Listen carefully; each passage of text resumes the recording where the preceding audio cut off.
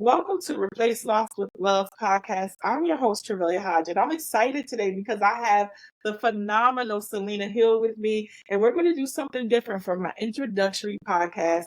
This is the first one, and it's a very special podcast for me. And I just wanted to say first, thank you, Selena, for being here with me. And she's going to interview me today, guys. And I am so glad that you're here with me. Stay tuned, buckle up, and just want to say thank you. Oh, Trevelia, thank you for having me. Appreciate the warm welcome. For those who don't know, I'm an award-winning multimedia journalist, consultant, media personality, on-air talent, and host. And I am so honored to be working with Trevelia and to have her share her story on the Replace Loss with Love podcast. Now, for those who don't know who Trevelia Hodge is, she is an award-winning filmmaker, author, poet, playwright, and storyteller who has been dedicated to uplifting her community as well as all others who are dealing with struggling with self-acceptance or love or loss or all the things. Trevelia is just one bundle of abundance of life and love. And again, Trevelia, thank you so much for having me as the official interviewer on your first podcast. Thank you so much. I'm so excited. So this is a special podcast. It's, when you and I first connected, it was at American Sesh, which was, created by Pinky Cole. And from there, I had an opportunity to learn more about you and just your story of resilience and perseverance. And I'm so excited for everyone else to hear that. In this first episode, I want to talk about a deeply personal story that you told me. You told me it was Mother's Day, I believe in 2021, and you did something very, very special. You released a balloon. What was the meaning and significance behind that release, and why did you do that on Mother's Day?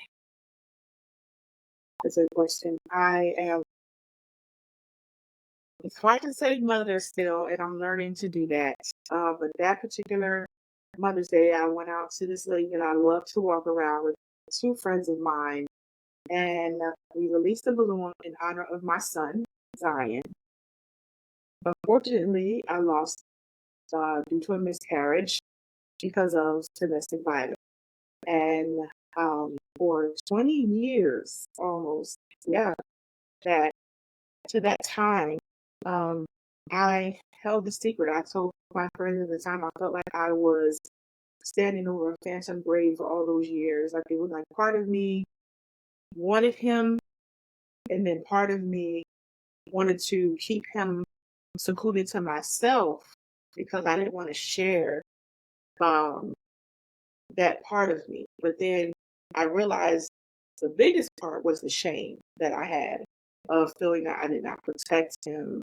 Um, and I didn't know how to voice that. I didn't know how to articulate or ask someone for help of how I was dealing with my emotions because I had the opportunity to mother children in my life that were not my birth children. And you do have mom guilt. You have parent guilt if you're a father, right? It doesn't mean that you have to be just what I identify myself as a woman. But the guilt that I felt of losing a child was really horrific for me. And during the pandemic, I spent a lot of time alone. I had to do a lot of self-reflection, and I did not want to deal with me. I did a lot of things to escape dealing with a lot of the trauma that I had gone through in my life, especially that part of my life. I sometimes wouldn't even think about it. And then it just all came up during the pandemic, and I had to find a way to let things out. So, with therapy and a lot of prayer and a lot of coping mechanisms, a lot of reading and reading other people's stories, I said this year I'm going to utilize my voice. I reflect back when we had the conversation about me hearing George Floyd calling out to his mom, and I don't know if that was like the mom in me wanted to not only help him, even though he was not, I'm not old enough to be his mother, but it was something about that. And I worked through that for that year. And I just said, I need to make peace with this because I made peace with so many other things in my life. It was time.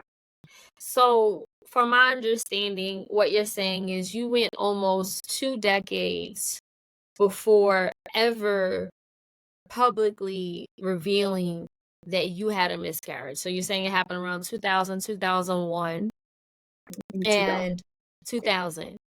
And because of the pandemic, we all had a lot of time to think and reflect, and a lot of inner demons started coming up, things we haven't dealt with, things we suppressed because we had that time. So that's what happened for you. You were triggered by the George Floyd murder, 2020. What happened from that point to May 2021, where you said, okay, not only am I willing to recognize a tragic loss that happened in my life, but I'm willing to process these feelings and release it? And then the processing of the feelings did not happen initially. I was terrified. I was terrified of what people would think of me. Um, One, because I hid it for so long. I was afraid mm, that they would be disappointed in me because I was always the helper. I was always the person to, you know, advocate for everybody. Come on, you can do this. Whatever we got to work through, let's work through it. Um, but I didn't know how to be that voice for myself. Growing up in the church, we always served, and I have a servant heart. And so for me, it was like, my life is just going to be this. And I'm here to help everybody else, which I didn't like harbor any feelings behind it because I'm a cheerful giver. I love people and I love to love on people. But with other traumas I dealt with, it was very hard to love on myself. And I Mm. knew if I was going to be whole, if I was going to get through the pandemic and survive it, because I have alopecia, so I have three different types. Shout out to Dr. Anderson if you're listening, for talking me through what I was dealing with, but with my immune system being compromised, being diagnosed with a rare blood clotting disorder. I said, we all have to one day leave this earth. I want to leave with reconciliation of self. And so I started off first telling a few friends, crying it out and saying, okay, um, I think I'm going to survive the pandemic. I don't think this illness is going to take me. I did in the beginning of that journey, being ill during the pandemic. And when my doctor said, you're going to survive it and we're going to make sure that you do, I didn't want to leave out of it the same, harboring so much. Because I was like, what if this condition is because I'm keeping so much in? Mm. Um, And I really had to think about if this man would, at the time, with the son that would be a man at this moment in his life, right, would describe his mother, how would he describe me? And when I thought about that, I was very uneasy because I didn't think he would be proud of me, right?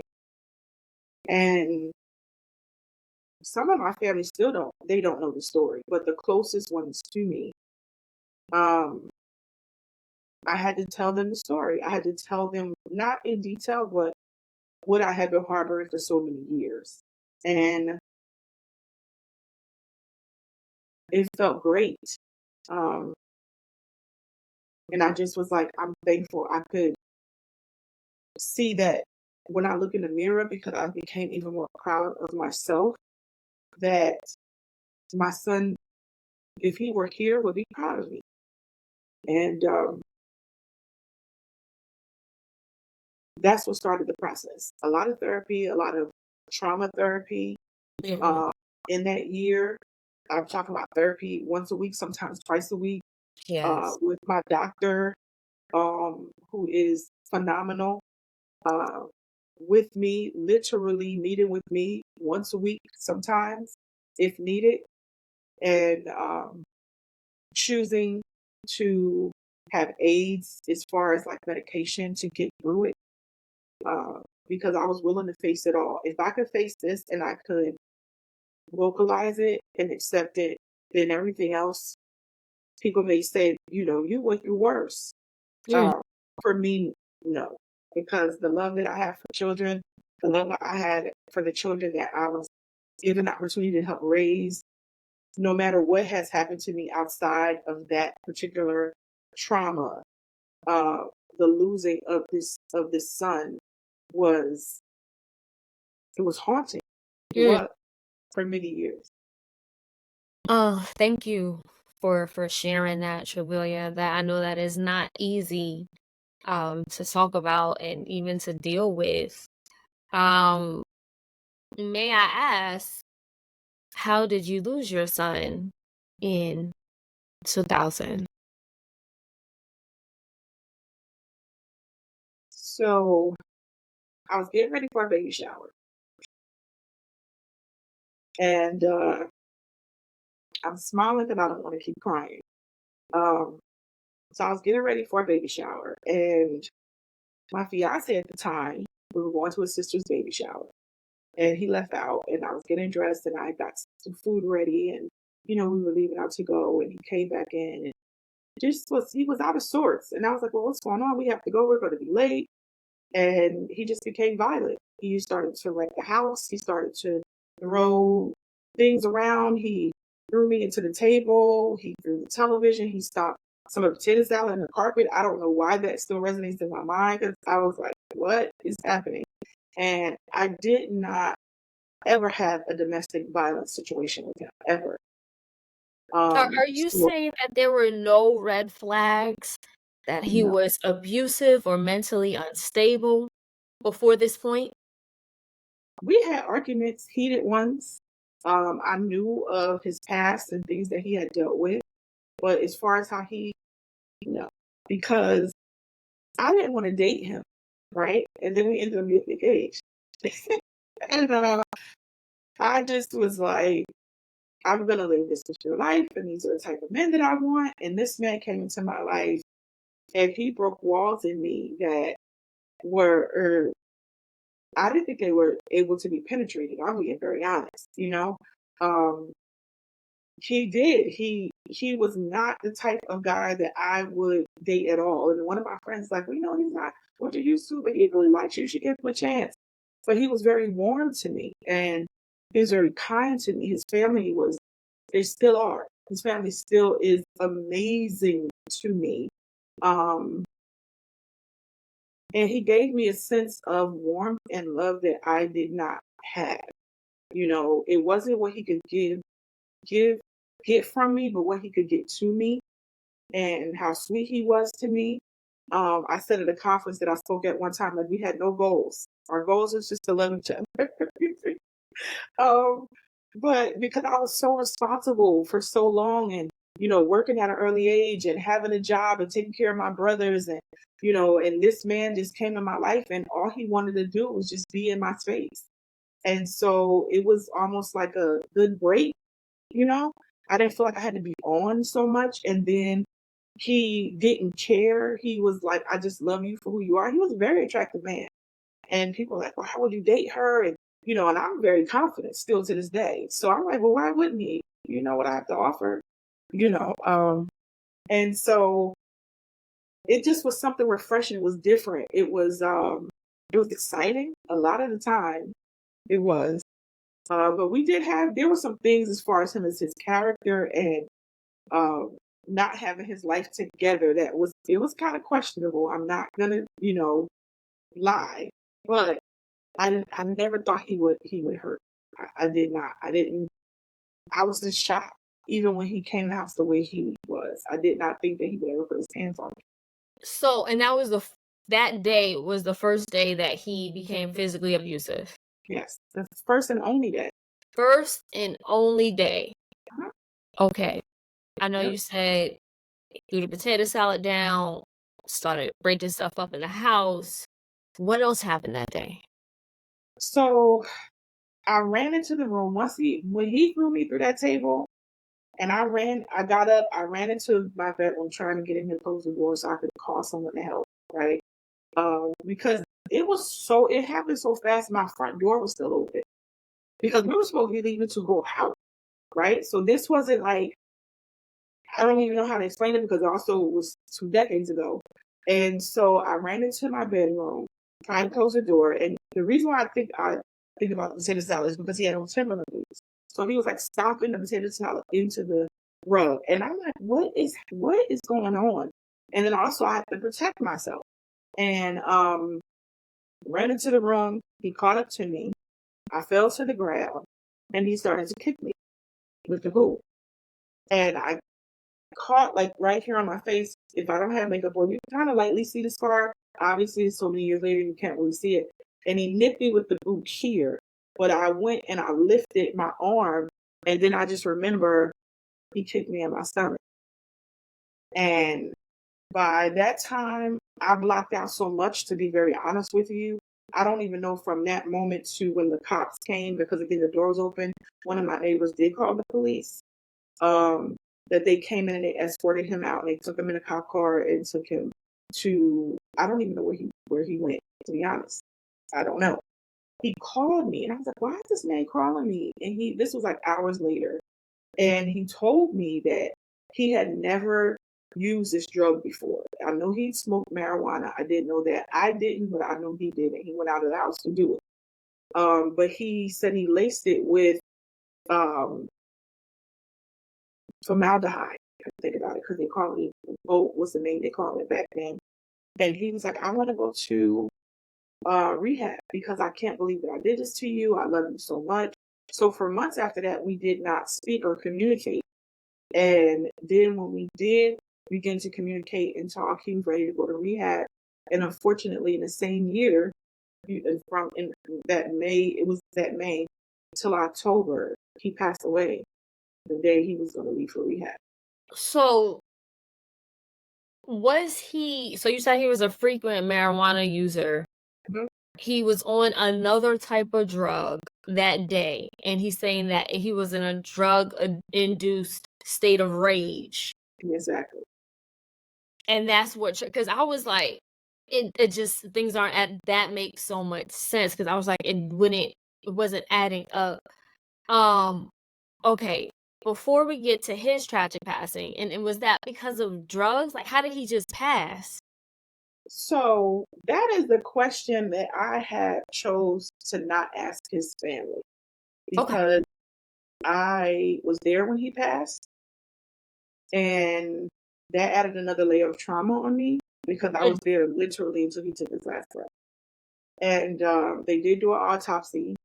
They did find drugs in his system, but the doctor at the hospital said she felt like someone must have dosed him with his drink because of the way it digested and the small traces that were in it. She said none of it made sense to her. So she kept asking me, was he trying to commit suicide? Because this isn't adding up. It wasn't like she saw the marijuana, right? But then she was like, there were uppers, downers, there was all these things that she used. And I'm looking at her like, first, I just want to go see him. Because you're like, as soon as I walked in, she was like, are you the wife? I said, I'm his fiance. And she was like, I need to talk to you because I had, a child with me that day. And we were going to go up to the Poconos where his sister lived, his eldest sister lived. We were having a party and he was going to go to rehab. She was like, well, first she can't go in there with you. So we have to get somebody to come get her. And I need to brace you for what you're going to see. And so she started saying, I said, well, yeah, that's not who he is. And she said, well, unfortunately, it looks like somebody might have given him a roofie or something. She was like, because if he wasn't trying to hurt himself, to unalive himself, she was like, and that's what I think happened. She said, because he digested it, he drank it. But he had went out the night before with his friends and they went to celebrate and, to wish him well. So you don't know what happened, but he had an ulcer that was bleeding. So it ruptured the ulcer. And when he got up, oh God, he slipped on the blood and he started bleeding, throwing up blood, and he slipped on it into the family. If I'm saying this wrong, because it's been many years since I had to repeat this, that's what caused him, initially because he fell, right? And then they called the ambulance. He coded in the ambulance, and they got to the hospital, And by the time he got to the hospital, he was brain dead. And a lot of it, I don't really talk about it a lot, but then also because after we left the hospital, I went to clean up the wood, so I saw it on the walls. It was just it was a very traumatic year. Um, All this was happening after you lost your unborn child. the same year. It was months later. Yeah. How were you coping with that initial trauma? I began to neglect myself more, but I hid it because again, I had people who relied on me, but I lived alone. So when I went home, showered in the dark, nobody saw that, you know. When I began to like not eat, even though I'm plus size, doctors for years, several can tell you how they would beg me, if you just ate, you would lose the weight. Why would you not eat? And but sometimes I can articulate why some shallow trauma as well, but a lot of it had to do with that, you know. Then I began to write affirmations on my mirror to kind of bring me out of it because I showered in the dark for a long time. Um, I began to, I never used drugs like during that time, and I thank God that I did not lean on that, right? I thank God for a very strong spiritual family in my life that taught me to try to build a relationship with God. But what I can say is, and I've never said this out loud, for a very long time, I used to sniff rubbing alcohol for a very long time. I just didn't want to be here, right? I didn't want to be here after the day that I lost my son. I did not want to be here. I was okay if I was not here anymore. It's very hard for me to say that out loud because of where I am in my life, but the woman that I am to embrace the woman where I was at that time um, has done a marvelous job of soothing her and, you know, um, accepting that's where I was because that's what gets me to be here to help people today, to be totally honest and transparent. So it got real dark.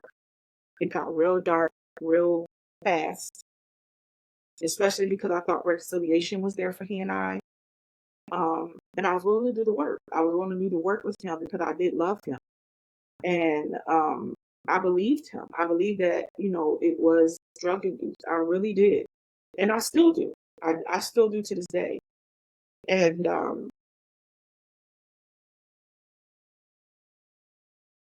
it was tough. And I remember my best friend at the time, he came to me and said, I know you. You love hard. And while everybody thinks you're strong and you can make it through this and you'll be fine, he was like, I know this will take you out. And he stayed with me. Like he was like, if I just come here to take out your trash, I'm gonna make sure that you're okay. And he kept his word. He stayed by my side a lot. Um, so that helped. That helped a lot, you know. And again, I'm a reader and I pray unmercifully sometimes. You know, I've learned over the years not to beg God, but then I was begging God, you know, either take me or help me out of this. What do I do? Um, because I had childhood trauma on top of that. And it was like, so I became very numb. And even though I had stopped sniffing the rubbing alcohol and I uh, stopped drinking because of how my son's father died, that year I stopped drinking. And I had stopped drinking for 14 years because of it. And I thank God I stopped drinking because I probably would have continued to still drink, you know, heavily. Um, I know you said in order to get out this state of darkness, it took your faith, it took your prayers, it took friends, it took love, it took support. Um, was there anything else that you did during this time or shortly thereafter that just helped you continue to persevere? Writing. Writing helps a lot in journals. But honestly, throwing myself into other people. I always will find a cause to support. Trust me. I am a philanthropist at heart, okay? Um, I throwing myself into other people because I wasn't ready to deal with myself. I didn't feel worthy at the time, but I don't recommend that for anybody. You are worthy to handle what you need to handle and to fill the scars that with the correct community behind you, right? Um, but because I wasn't ready. So I was telling everybody until you're ready. I wasn't ready. But I felt safety in numbers. So I could support people lovingly, willingly. I still genuinely, all the love that I've given, I'm grateful that I was able to give it out, right? Um, Even if it wasn't the healthiest part of me, it was from a genuine space. And writing in my journals was wonderful because I felt like my imagination was taken away from me at a young age, dealing with childhood trauma. And then this made me number. So that poet that was in me, that one day poet laureate of the United States that I'm planning I will be, um, that playwright that was in me, um, was very much so pushed down. But through my journals, I was able to do it. And then I did start to do poetry, and I started to do slams, and I started to do um, advocacy for people. Because I did in the high school too. I worked for Planned Parenthood. I advocated for young girls to, you know, be okay with their bodies. So I always try to take a tragedy and turn it into triumph, right? And I just wasn't able to be in a space to rally for people who lost a child. Um, Even though for years I said I didn't want children because I had the responsibility of taking care of other people's children, my brothers, and then people who I did, and I love them. I love that I was able to do that. One of my mentors, that was a mentor from, I think she met me when I was either like 15 or, in that realm. She was like, "You were the most selfish teenager I ever met in my life." Wow. And she said, you just were not going to be without your brothers. She said you had the opportunity to move and go and soar. And she said, "You are just so selfless, and that's just who you are." And it's one of the things that I like about me.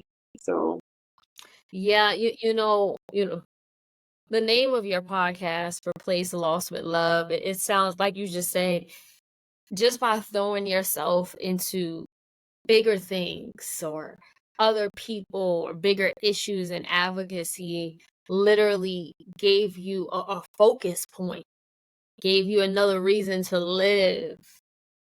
Because someone else needed you, the world needed you, your community needed you. And I'm so glad that you got that. I know before we end this episode 1, I want to just take it back to Mother's Day 2021, back to that balloon, where you finally got to that place where you were again able to recognize the trauma, but let it go. Walk us through that day. I was nervous because I felt like I had imposter syndrome. I did. I felt like, you're going to do this, but do you really belong here still? You know? And I think that's what made it the beginning of the journey of even writing the children's book, was because I was like, how many other people feel like this? But I did take the opportunity that day to solely focus on me, right? Because I have to do that. I have to do the work. Okay, this is your time. You need to focus on you. Everybody else can wait. Even though you want to give them parts of you, you still have the responsibility to prioritize you. So I was very grateful that the people that showed up that day were selfless as well. Mm. And they made sure that I focused on me, right? Um, and so that was like a really great moment because then I didn't have to share the stage per se, right? Even though those two women were mothers in their own right. And they were like, we're going to hold you up. So it's that community that I plan on building with Replace Loss with Love, that that day they did that for me. They were like, we're going to stand with you. We're going to let you digest this. And one of my good friends that has been in my life since I was a girl, she lives in New Jersey. She made sure you get there. I want you to be there. I need you to, do this. I can't be there with you in person, but I am there with you in spirit. And so I felt seen. And so I had to walk through that time of saying, okay, you belong here. You do not back away. You call this. This is what you're going to do. And you're going to start this journey and then be present for this person and it's part of you. You've been present for so many other parts of you.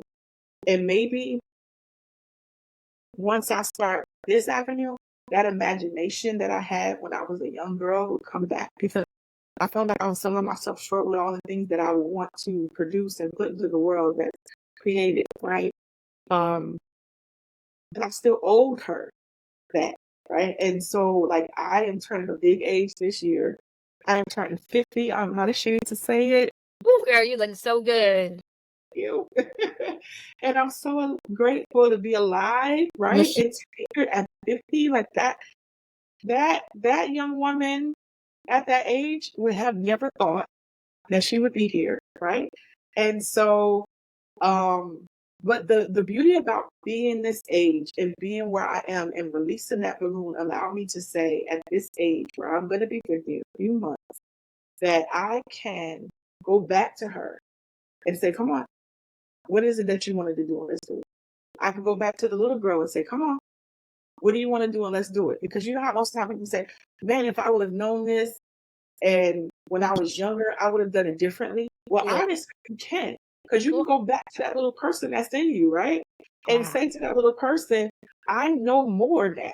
So what you wanted to do, let's do it, And then you can go to that middle-aged person or the young woman that I was at the time that was like tossing between do you want to be a mother, you don't want to be a mother, or just saying it because of the fact that everything you went through. Like, who are you? Let's identify you. And because I'm wiser, I still get to play some things out for her as well without being in the space of imposter syndrome or the fear.